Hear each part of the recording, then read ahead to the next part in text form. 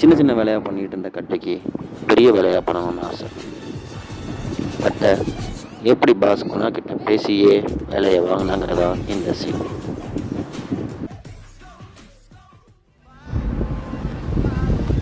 டே ரவி, அந்த வேலையை நீயே முடிச்சிடு. அண்ணே, எல்லா வேலையும் ரவிக்கிட்டே கொடுத்தீங்கன்னா எப்படின்னு? எங்ககிட்டையும் 1-2 கொடுங்கண்ணே. டேய், அவன் பெரிய மூளைக்காரன்டா, அதனால தான் அவனுக்கு பெரிய வேலையாக கொடுக்குறேன். நீ சின்ன மூளைக்காரன்டா, அதனால தான் உனக்கு சின்ன வேலையாக தரேன்.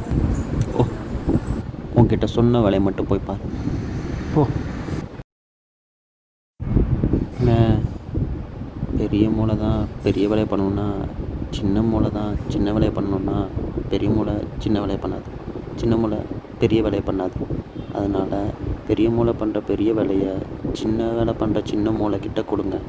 அந்த சின்ன மூளை இது வரைக்கும் செஞ்சுக்கிட்டு இருந்த சின்ன வேலையை விட கொஞ்சம் பெரிய வேலையை பண்ணும். அப்புறம் அதுவும் பெரிய மூளையாகும். என்ன, கொஞ்சம் டைம் எடுக்கும், அவ்வளோதான்.